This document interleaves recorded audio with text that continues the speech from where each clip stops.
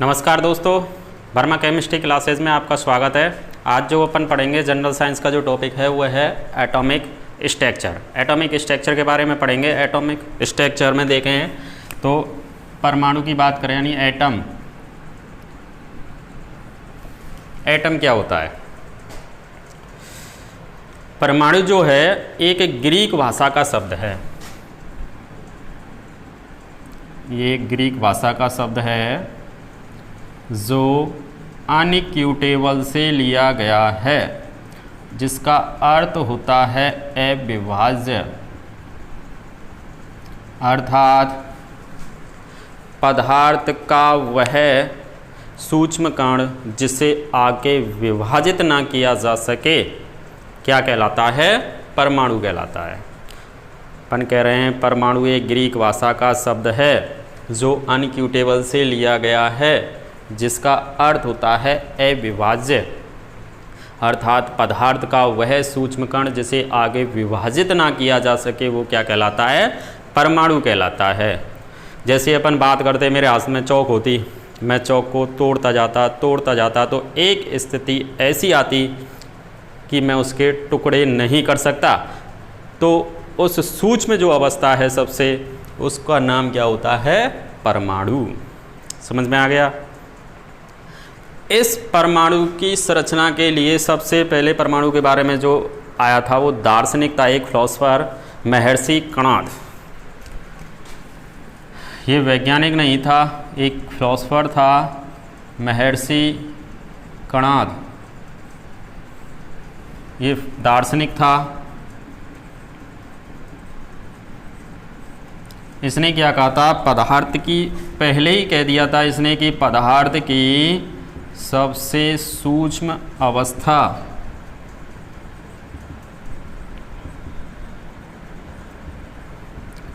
को परमाणु कहा। महर्षि कणाद ने पदार्थ की सबसे सूक्ष्म अवस्था जो थी उसको क्या कहा था? परमाणु।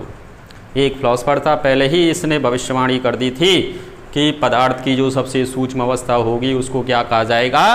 परमाणु कहा जाएगा। इस परमाणु की संरचना को समझाने के लिए समय समय पर भिन्न भिन्न वैज्ञानिक आए।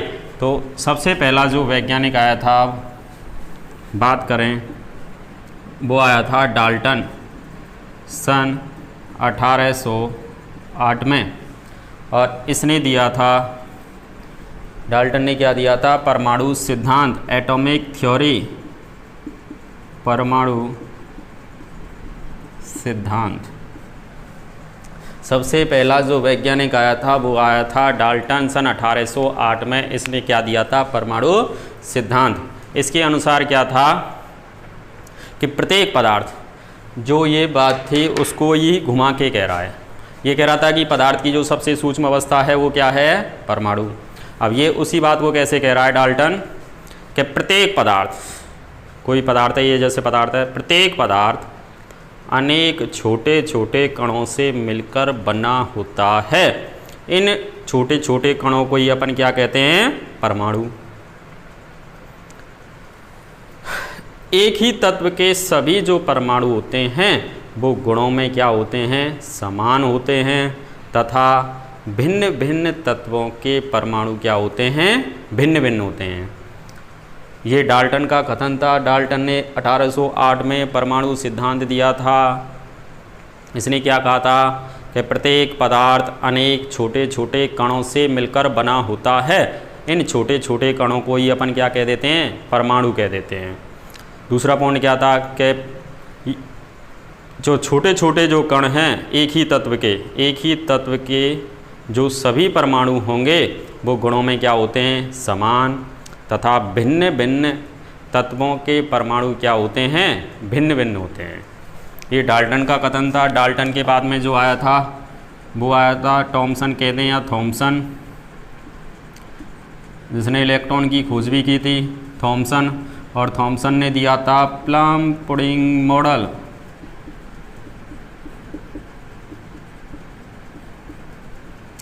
थॉमसन ने दिया था plum pudding model. Plum pudding model क्या था इसके अनुसार, थॉमसन के अनुसार परमाणु जो होता है वो एक धनावेशित गोला होता है। इसने परमाणु को क्या कहा था? एक धनावेशित गोला। ये एक धनावेशित गोला होता है जिसमें इलेक्ट्रॉन समान रूप से वितरित रहते हैं। धनावेशित गोला है, इलेक्ट्रॉन इसमें घूम रहे हैं, नेगेटिव चार्ज होता है इलेक्ट्रॉन पे। तो एक परमाणु की बात करें तो इसके अनुसार जो परमाणु होता है वो एक उदासीन कण है। परमाणु जो होता है वो एक उदासीन कण होता है। ये क्वेश्चन भी आता है कंपटीशन में, परमाणु पर आवेश होता है तो परमाणु पर कोई आवेश नहीं पाया जाता। आवेश रहित कण है परमाणु या आवेशहीन कण है, इसको अपन कह सकते हैं आवेश रहित कण।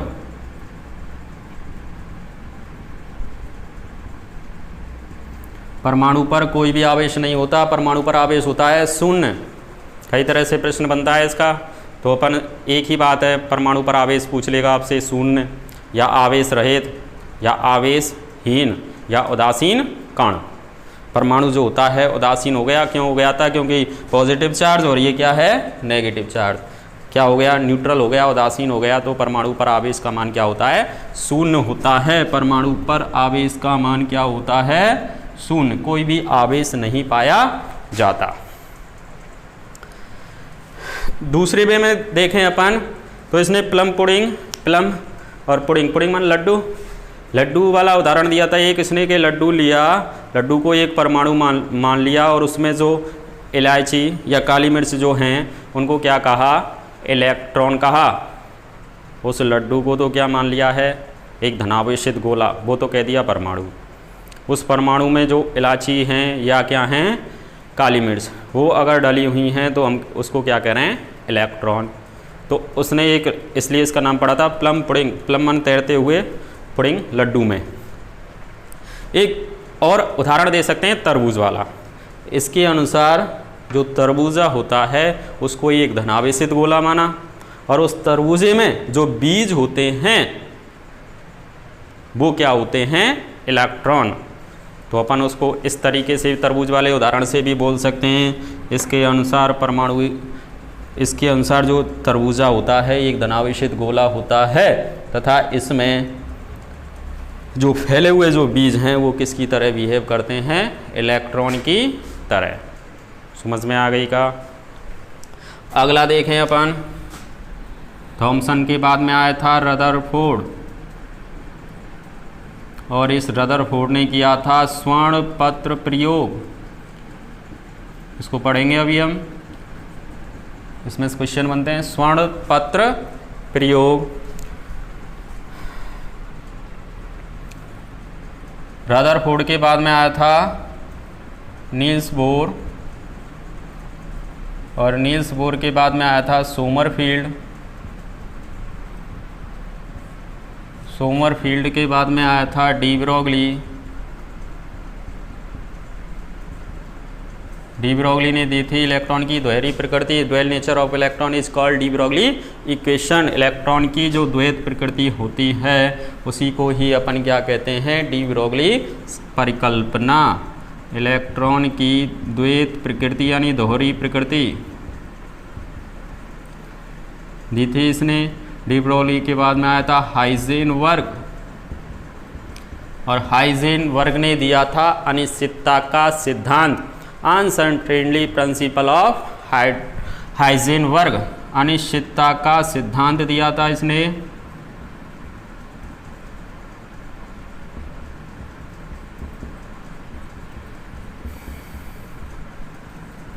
और हाइजेनबर्ग के बाद में आया था श्रोडिंगर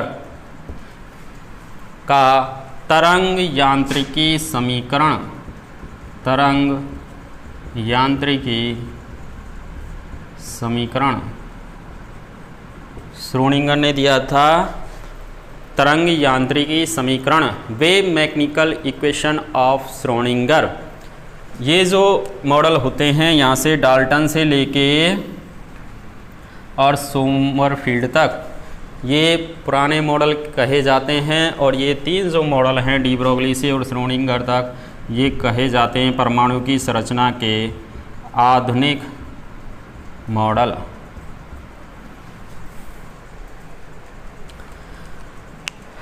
तो अपन जनरल साइंस में देखें तो नील्स बोर तक देखेंगे, अपन यहाँ तक आते हैं। चाहे रीट की बात हो, रीट में भी यही आएंगे क्योंकि 10th स्टैंडर्ड तक नील्स बोर तक ही मॉडल होते हैं।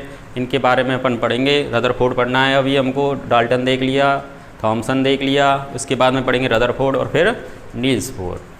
तो आप इसका स्क्रीनशॉट ले सकते हैं।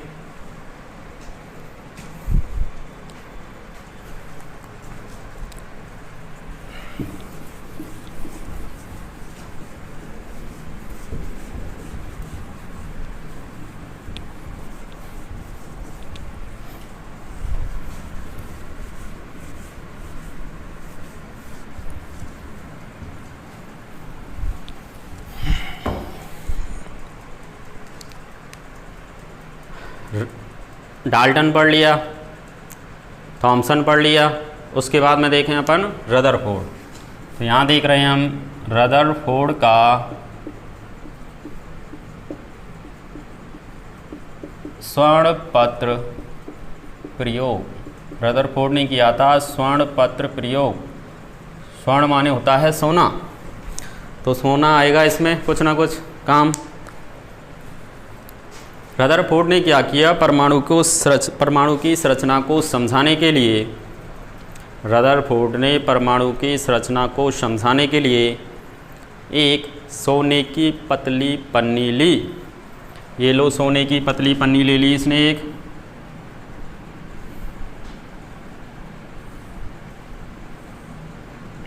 एक सोने की पतली परत है।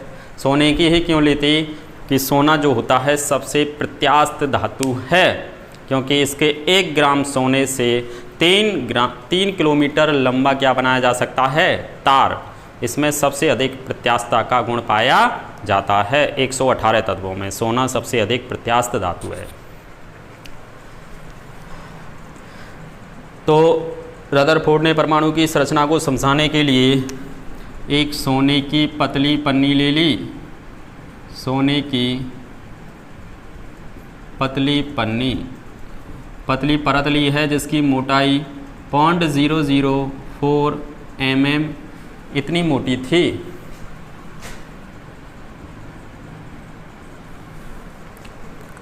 रदरफोर्ड ने परमाणु की संरचना को समझाने के लिए एक सोने की पतली पन्नी ली जिसकी मोटाई 0.004 mm थी। इसके चारों तरफ ZnS से लेपित जिंक सल्फाइड, ZnS को बोलते हैं जिंक सल्फाइड, ZnS से लेपित एक प्रतिदीप्ति पर्दा ले लिया घूमता हुआ। ये है जिंक सल्फाइड, ZnS से लेपित, ZnS का लेप किया हुआ है इस पर प्रतिदीप्ति एक पर्दा ले लिया है। प्रतिदीप्ति का मतलब क्या होता है, अंधेरे में चमक उत्पन्न करने का गुण जिसमें पाया जाता है उसको प्रतिदीप्ति कहते हैं या स्फुरदीप्ति। तो ZnS का ही क्यों लिया, यहाँ पे भी ये क्वेश्चन। ZnS का इसलिए लिया था क्योंकि जिंक सल्फाइड का जो कलर होता है वो काला कलर का होता है, ब्लैक होता है। अब हम यहाँ से थोड़ी देर में क्या डालने वाले हैं, एल्फा कणों की बौछार। एल्फा का मतलब प्रकाश की किरणों में होती हैं, इलेक्ट्रोमैग्नेटिक रेडिएशन है। जैसे ही अपन ने डाली, वाइट कलर होता है, वाइट कलर का डाला, तो हमने यहाँ पे ये जो पर्दा लिया है वो कैसा है, काले कलर का लिया है। ईजिली क्या होगा, हमको वो जो किरणें हैं वो काले कलर पर वाइट रंग की आसानी से दिखाई दे जाएंगी। इसलिए अपन इसको किसके से लेपित ले रहे हैं, ZnS से। समझ में आ गया। तो सोने की एक पतली पन्नी ले ली, ZnS से लेपित प्रतिदीप्ति पर्दा लगा दिया और उस पर करा दी हमने अल्फा कणों की बौछार। ये लो, अल्फा कणों की बौछार कराई इस पर। यहाँ लिए हैं हमने एल्फ़ा कण, और एल्फ़ा कण कहते हैं हीलियम के +2 नाभिक, हीलियम के +2 नाभिक। ये भी क्वेश्चन होता है, एल्फ़ा कण होते हैं हीलियम के द्वैधनात्मक क्या आयन, हीलियम के द्वैधनात्मक आयन, यानी हीलियम की +2 ऑक्सीडेशन स्टेट में जो आयन है उसको क्या कहा जाता है, एल्फ़ा कण कहा जाता है। तो हमने यहाँ पर एल्फ़ा कणों की क्या कराई है बताओ, बौछार। ये एल्फ़ा कणों की जैसे ही बौछार कराई तो हमने देखा कि अधिकांश जो एल्फ़ा कण हैं वो सीधे निकल गए। यहाँ दिखाई देंगे ये ZNS से लेपित पर्दे पर अधिकांश एल्फ़ा कण सीधे निकल गए, कुछ इधर उधर गए, कुछ विभिन्न कणों से विक्षेपित हुए, और लगभग 20,000 में से एक एल्फ़ा कण ऐसा था जो जिस दिशा में गया उसी दिशा में वापस लौट के आ गया। ये कितने में से था ऐसा, लगभग 20,000 में से एक एल्फ़ा कण वापस लौट आया, अर्थात 180 डिग्री के कोण पर विक्षेपित हुआ।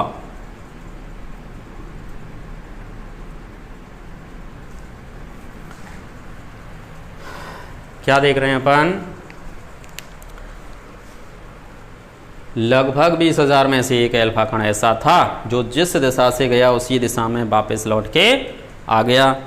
अब इससे रदरफोर्ड ने क्या निष्कर्ष निकाले, निष्कर्ष आप खुद भी निकाल सकते हो। कैसे, जैसे मेरे हाथ में चौक के टुकड़े होते बहुत सारे, मैं क्या करता इन टुकड़ों को, जैसे अगर यहाँ पे खिड़की है उसमें खिड़की में होके ऐसे मैं इन टुकड़ों को फेंकता। पहले मैंने एक बार क्या किया, सभी की सभी ऐसे जगह फेंके, यानी गेट खुला हुआ उसमें से फेंक दिए, तो सभी की सभी क्या निकल जाएंगे बाहर। तो हम क्या कहेंगे कि ये जो वाला जो पार्ट है वो क्या है, खोखला है, अधिकांश भाग रिक्त स्थान तो है, तभी तो बाहर निकल गए। लेकिन अब क्या किया मैंने, अब ये जो चौक के टुकड़े हैं ये मैंने किस में से फेंके हैं, खिड़की में होके। खिड़की में होके जैसे ही मैं फेंकूंगा तो क्या होंगे, सभी की सभी बाहर नहीं जाएंगे, अधिकांश भाग उसमें क्या है, खाली है, तो इसका मतलब अधिकांश तो बाहर निकल गए, सभी की सभी नहीं गए। कुछ क्या हो गए, कुछ टकरा जाएंगे उनसे, कुछ टकरा गए इधर उधर चले गए, और कुछ क्या हुआ, जैसे ही कोई मिडल पर जाएगा तो वो क्या होगा, वापस लौट के आ जाएगा। तो उसने तो 180 डिग्री का कोण बना लिया। तो यही निष्कर्ष निकाले। रदरफोर्ड ने कौन सा बड़ा काम किया था, आप खुद भी देख सकते हो क्या किया, क्या निष्कर्ष निकलेंगे। देखो इसको दोबारा, रदरफोर्ड ने परमाणु की संरचना को समझाने के लिए एक सोने की पतली पन्नी ली, जिसके चारों तरफ ZNS से लेपित घूमता हुआ क्या लगा दिया, एक पर्दा लगा दिया, और उस पर करा दी एल्फा कणों की बौछार। और जैसे ही एल्फा कणों की बौछार कराई तो उसने क्या देखा कि अधिकांश जो एल्फा कण हैं वो सीधे निकल गए, कुछ विभिन्न कोणों से विक्षेपित हो गए, और लगभग 20,000 में से एक एल्फा कण ऐसा था जो जिस दिशा से गया उसी दिशा में वापस लौट के आ गया। इससे रदरफोर्ड ने क्या निष्कर्ष निकाले कि परमाणु का अधिकांश भाग क्या होता है, खोखला। क्यों कहा इसने कि परमाणु का अधिकांश भाग खोखला है, क्योंकि वो देख रहा है कि अधिकांश एल्फा कण क्या हो गए, सीधे निकल गए। इसका मतलब परमाणु का अधिकांश भाग क्या है, खोखला। परमाणु के केंद्र में कोई भारी धनावेशित कण है, परमाणु के केंद्र में, ये लो, परमाणु के केंद्र में कोई भारी धनावेशित कण है जिसे अपन क्या कहते हैं, नाभिक। परमाणु के केंद्र में कोई भारी धनावेशित कण है जिसे अपन क्या कहते हैं, नाभिक। और इस नाभिक में पाए जाते हैं प्रोटॉन और न्यूट्रॉन, और जबकि इलेक्ट्रॉन जो होते हैं वो नाभिक के चारों ओर वृत्ताकार कक्ष में क्या लगाते हैं, चक्कर लगाते हैं। अब क्वेश्चन ये हुआ कि ये कैसे पता पड़ा कि धनावेशित ही है। तो देखो कैसे पता पड़ा कि हमने यहाँ से देखा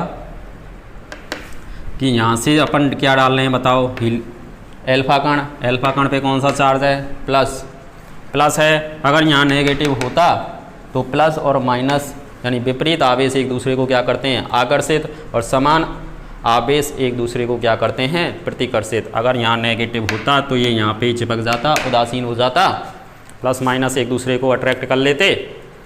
लेकिन हमने पता है यहाँ से तो अपन भेज रहे हैं क्या है, प्लस आवेश, तो इसका मतलब यहाँ पे प्लस ही है, इसलिए इसको क्या कर दिया है, प्रतिकर्षित कर दिया। विपरीत समान आवेश एक दूसरे को क्या करते हैं, प्रतिकर्षित करते हैं, इसलिए इसने ये वापस भेजा। तो हमने निष्कर्ष निकाला कि इसका मतलब परमाणु के केंद्र में कोई एक भारी धनावेशित कण है। इस भारी धनावेशित कण को ही क्या कहते हैं अपन, नाभिक। और इस नाभिक में क्या पाए जाते हैं, प्रोटॉन और न्यूट्रॉन। जबकि इलेक्ट्रॉन नाभिक के चारों ओर वृत्ताकार कक्ष में क्या लगाते हैं, चक्कर लगाते हैं। तो प्रोटॉन प्लस न्यूट्रॉन दोनों चीज़ पाई जा रही हैं। इसको अपन क्या कहते हैं, नया नाम न्यूक्लियॉन भी कहते हैं। ये भी क्वेश्चन होता है, न्यूक्लियॉन क्या होते हैं, प्रोटॉन तथा न्यूट्रॉन का योग क्या कहलाता है, न्यूक्लियॉन। इसके अनुसार रदरफोर्ड के अनुसार जो परमाणु का जो व्यास था वो था 10⁻⁻10 मीटर का, जबकि नाभिक का व्यास, चूँकि नाभिक परमाणु में नाभिक पाए जा रहे हैं, इसका मतलब नाभिक का जो व्यास होगा वो क्या होगा, कम होगा। अब कम कितना था, 10⁻⁻15 मीटर का, और 10⁻⁻15 का मतलब इसको अपन एक फर्मी भी बोल सकते हैं, क्योंकि एक फर्मी बराबर होता है 10⁻⁻15 मीटर। ये बात समझ में आ गई का, अपन क्या कह रहे हैं, पर दोबारा सुन लीजिए एक बार। रदरफोर्ड ने परमाणु की संरचना को समझाने के लिए एक सोने की पतली पन्नी ली जिसकी मोटाई 0.004 mm थी।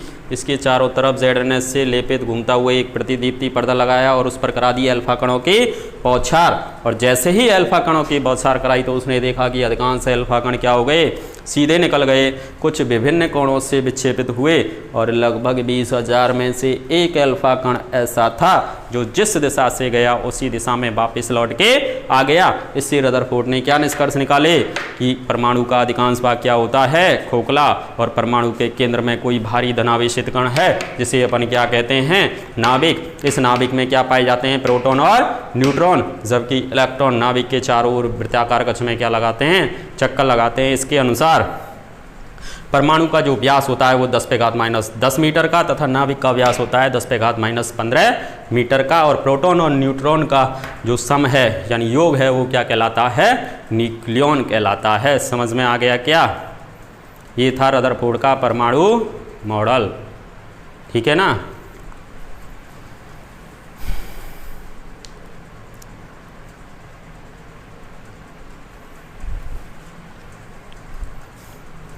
अब इसमें एक चीज़ देख सकते हैं कि जो परमाणु नाभिक में क्या पाए जा रहे हैं, प्रोटॉन और न्यूट्रॉन। यहाँ पे ये क्वेश्चन बन सकता है, परमाणु के नाभिक में पाए जाते हैं केवल प्रोटॉन और न्यूट्रॉन, इलेक्ट्रॉन नहीं पाए जाते, एक ये क्वेश्चन है। अगला कह रहे हैं कि जहाँ पे ये पता पड़ी गया इस वाले प्रयोग के अकॉर्डिंग प्रोटॉन और न्यूट्रॉन का घर पता पड़ गया कि अपन को यदि प्रोटॉन और न्यूट्रॉन ढूंढने हैं तो हम कहाँ पे जाएंगे, नाभिक के पास। लेकिन इलेक्ट्रॉन का घर नहीं पता, क्योंकि इलेक्ट्रॉन तो नाभिक के चारों ओर वृत्ताकार कक्ष में क्या लगा रहा था, चक्कर लगा रहा था हमको, और इलेक्ट्रॉन के चारों ओर ये वाला क्षेत्र है, हमको इसकी स्थिति नहीं पता कि कहाँ पे पाया जा रहा है। तो इससे आगे के जितने भी मॉडल आएंगे वो केवल इलेक्ट्रॉन के बारे में ही बताएंगे। समझ में आ गई ना। अब देखो इसके बाद रदरफोर्ड परमाणु मॉडल की कमी क्या रह गई थी, कमी देख लेते हैं अपन इसमें।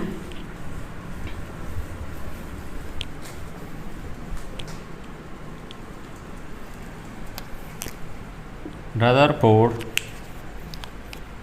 परमाणु मॉडल की कमियां क्या थी। पहली, रदरफोर्ड परमाणु मॉडल की कमी ये थी, ये कह रहा था कि ये नाभिक होता है और इस नाभिक में पाए जा रहे हैं प्रोटॉन और न्यूट्रॉन, जबकि इलेक्ट्रॉन नाभिक के चारों ओर वृत्ताकार कक्ष में क्या लगाते हैं? चक्कर। तो स्थिर विद्युत गतिकी के अनुसार जब कोई आवेश युक्त कण वृत्ताकार कक्ष में चक्कर लगाता है तो अपनी ऊर्जा का निरंतर ह्रास करता है। अपनी ऊर्जा में क्या करेगा? निरंतर कमी, जिसके कारण एक स्थिति ऐसी आनी चाहिए थी, ये जो इलेक्ट्रॉन है वो नाभिक में गिर जाना चाहिए था। एनर्जी खत्म हुई और इलेक्ट्रॉन किस में गिर जाना चाहिए था?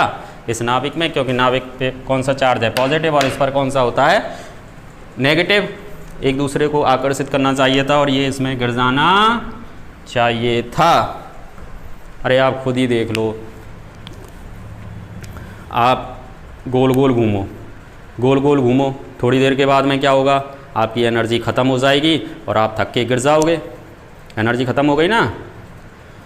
एक बच्चा शरारत कब तक करता है? जब तक उसमें एनर्जी है। एनर्जी ख़त्म, स्थिर हो जाता है, सो जाता है। ऐसे ही इसकी देख रहे थे अपन इलेक्ट्रॉन। जब इलेक्ट्रॉन नाभिक के चारों ओर वृत्ताकार कक्ष में चक्कर लगा रहा है तो चक्कर लगाते समय ये गोल गोल जब घूम रहा है तो अपनी ऊर्जा का निरंतर क्या करेगा? ह्रास करेगा, जिसके कारण एक स्थिति ऐसी आनी चाहिए थी, ये इलेक्ट्रॉन इस नाभिक में गिर जाना चाहिए था, लेकिन ऐसा नहीं होता। इसकी व्याख्या करने में ये रदरफोर्ड क्या रहा था? असफल। पहली कमी। दूसरी कमी ये थी कि निरंतर ऊर्जा के ह्रास से प्राप्त स्पेक्ट्रम सतत होना चाहिए था। कंटिन्यूअस, लगातार जो स्पेक्ट्रम ये रेखाएं वो लगातार, उनके बीच में अगर गैस है, सतत का मतलब, तो वो क्या होना चाहिए? बराबर बराबर ही गैप होना चाहिए था। निरंतर ऊर्जा के ह्रास से प्राप्त जो स्पेक्ट्रम है वो सतत होना चाहिए था, लेकिन ऐसा नहीं हुआ। इसकी व्याख्या करने में यह क्या रहा था? असफल रहा था। ये इसकी कमियां थी, जिनको कौन सुधारेगा? Niels Bohr. नील्स बोर के बारे में हम अगले वीडियो में पढ़ेंगे। आपके लिए अगर कोई भी जो अपन टॉपिक्स पढ़ा रहे हैं तो उसमें कोई भी क्वेश्चन या क्वेरी कुछ भी है तो आप क्या करोगे? कमेंट्स बॉक्स में जा करके और अपने कमेंट्स लिखोगे और आपका जो आंसर है आपको मिल जाएगा। Thank you.